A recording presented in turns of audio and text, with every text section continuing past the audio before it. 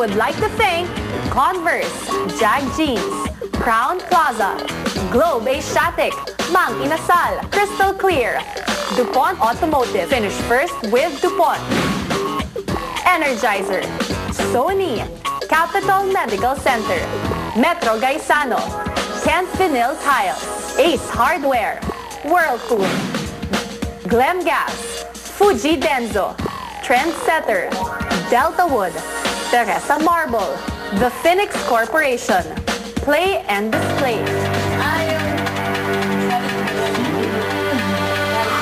And as promised, I am back. Hello.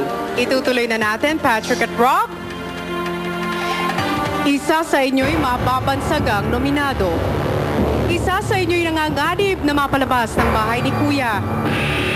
Isa sa inyo ay pinapayuhan ko na lubusin ang maaaring huling linggo kasama ang mga housemates. You are nominated this week.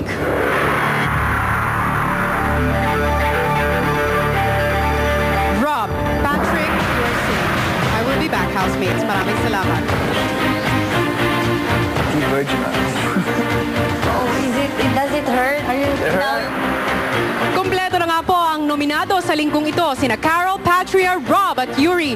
Ano-ano kaya ang dahilan kung bakit sila nalagay sa alanganin? Narito, panoorin yung lahat. 1 point, parang Johan po. Hindi masyado mo parang maano yung kanyang pagkatao. Hindi mo makita. Sa halip na dapat lalong tumatagal, lalong mas nakikilala isang tao. Para sa akin po, yun pa rin, wala pa rin. 2 puntos, si Carol po. Sa palagay ko po, lalong mahirap yung aming ginagawa. Lagi namin iniisip si Carol, kapakanan ni Carol. Dahil nga alam po namin na si Carol ay hindi naman po sa mga bagay na puro pampisikal. 1 point po para kay Jason dahil sobrang kulit, sobrang likot po niya at minsan hindi na niya alam kung ano mga ginagawa niya na pwede makapahamak ng iba. Careless po masyado si Jason at kahit pinagsasabihan na ay matigas pa rin po yung ulo. 2 points para kay Carol. Shocking yung mga pinapakita niya. Alam naming lahat diba na conservative si Carol pero natakot lang ako kung anong pwede niyang gawin dito sa loob ng bahay. 1 point si Carol. Minsan parang nawawala yung pagka-conservative niya. 2 points si Jason kasi po kung ano yung nagagawa niyang kagaya sa hindi pagsunod sa time ng pagligo, nadadamay po kami. 1 point si Rika. The second to the weakest for me po, kuya. And she kinda, bossy niya. 2 points si Carol. I'll be basing it on the tasks lang po, kuya. 1 puntos si Kathy. Mas close siya sa mga boys at hindi na siya masyadong nag-effort na to get to know more yung mga girls. 2 puntos si Paul Jake. He's one of the strongest pero I think yung aggression niya tsaka yung panghehekel niya sa mga kalaban ay sometimes going overboard. 1 point po for Kathy. Parang panalo na po siya for the fact na siya na yung napili for Big Brother Finland. She has more opportunities na nag-aantay sa labas. 2 points for Jason. Siguro sa mga violations na nagawa niya, marami pong nadadamay. Nakaka-distract lang minsan. Bigyan ko si Paul Jake ng 1 point. Siya lang yung may napatunayan sa sarili na yung iba mas gusto pang makilala or may mapatunayan dito sa bahay. 2 points po, binibigay ko naman po kay Carol. Mas okay na makasama niya po yung family niya sa labas. 1 point para kay Paul Jake. Lagyan na ng Paul Jake. Kasi miss na niya kanyang girlfriend. O baba pagka-miss niya. At saka, miss na kanyang daddy at saka mami. 2 points para kay Cathy. Cathy kasi parang kating-kati na siya sa kanyang mga allergy. Yun ang po, Big Brother.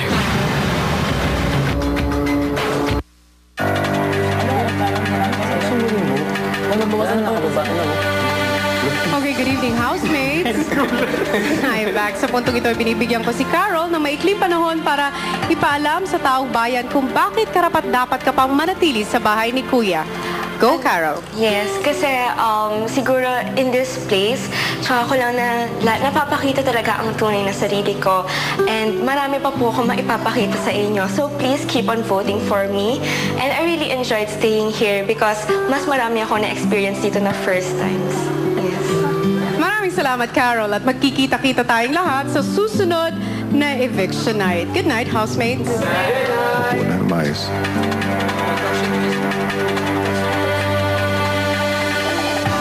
Po ay alamin natin ang naganap na batuhan sa House B. 1 point si Mariel. Minsan po hindi po siya nagko-cooperate. 2 points si Rob. May times po na matigas ang ulo. Binibigyan ko po ng 1 point si Patria. Palagi ko po, hindi po siya masyadong naging effective na coach ngayong linggo. Tapos po, binibigyan ko po ng 2 points si Rob. Hindi po siya marunong makinig sa mga instructions. Binibigyan ko ng 1 point si Patria dahil siya ay too emotional. 2 points si Rob. Siya ay too liberated. 2 points si Yuri. Siya po yung pinakalas na tumutulong sa bahay. 1 point po para kay Patria. Nakapag-desisyon ng grupo tapos bigla niyang nabago at naging mali po. 2 points po kay Daddy Pat kasi hindi kami masyadong close. 1 point po kay Rob kasi mas maarte pa siya sa akin. 1 point para kay Hermes. Sobra pong malakas po. 2 points para kay Rob. Kasi po sobra po siyang malinis. Binibigay ko ang 2 puntos kay Patria po. Sa big battle po, nag-decision siya without asking the group. Kung isang punkto kay Yuri po, siya ang dahilan bakit hindi nag-focus ang grupo.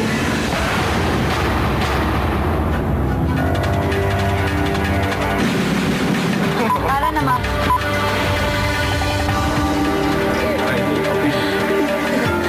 Parang hindi ako manggaling. Okay, housemates, ngayon naman ay nais kong kausapin ang tatlong nominado na sina Patria, Rob at Yuri. Nominees, bakit kayo karapat-dapat na manatili sa loob ng bahay ni Kuya? Magsimula ako sa iyo, Patria. Hello po. Dahil maganda ako. Luzon, Visayas, Mindanao, kayo na po ang bahala sa akin kung anong karampatang tulong ibigay niyo sa akin. At mayong gabi sa inyo tanan sa akong pamilya. Diyos ko, mag-ingat kayo. Baka kayo mahulog kakahanap ng signal. Diyos ko, sa mga friends ko, hello. Yuri. Una po, salamat po sa mga bumoto sa akin noong nakaraang linggo. And please, continue to help and vote for me. Sa lahat po ng tao, sa pamilya ko din po. Lalong-lalo na sa mga kaibigan at pamilya. At ikaw, Rob? Gusto lang magsabi, sa pamilya ko at sa mga kaibigan ko sa Bulacan, sa Cavite, sa Austria at sa Switzerland. I miss you guys and I love you. Yun lang. Maraming salamat, nominees. Magkikita-kita tayo next eviction night. Good night, housemates. I don't... And there you have it. Narinig niyo na po ang sagot ng mga nominado ngayon. Ang sagot niyo naman po ang aming papakinggan. Sino ang karapat-dapat pang manatili sa bahay ni Kuya? Please text in your votes because as of now, voting is now officially open. Bukas na po mga kapamilya. Iboto nyo na kung sino kina Carol, Patria, Rob at Yuri ang gusto nyo pang makita sa loob ng bahay ni Kuya. Sino sa tingin nyo ang mas kailangan pang manatili sa loob ng bahay na dapat nating tutukan? At sino rin ang nagbibigay ng contribution sa mga kwentong inyong sinusubaybayan gabi-gabi? At para naman po sa mga kapamilya natin sa Japan, Saipan at Guam at Hong Kong, pwede na rin kayong bumoto. For more details, please log on to www.pinoybigbrother.com. Panoorin niyo po ito. Sila ang mga nominado na mapatalsik sa bahay ni Kuya. Carol, Patria, Yuri, Rob. Sino sa kanila ang gusto mong iligtas? To vote via text, type BB space name of housemate and send to 2331 for Globe, TM, Sun Cellular, and Bayan subscribers. Or 231 one for smart and talk and text subscribers. To vote online, log on to www.pinoybigbrother.com. Ikaw ang huhusga kung sino ang karapat-dapat manatili sa Pinoy Big Brother. Double up! Gabi-gabi sa ABS-CBN. Vote wisely. Vote wisely mga kapamilya, patuloy lang inyong pagboto kina Carol, Patria, Rob at Yuri kung ayaw nyo sila ang salubungan natin sa susunod na Sabado.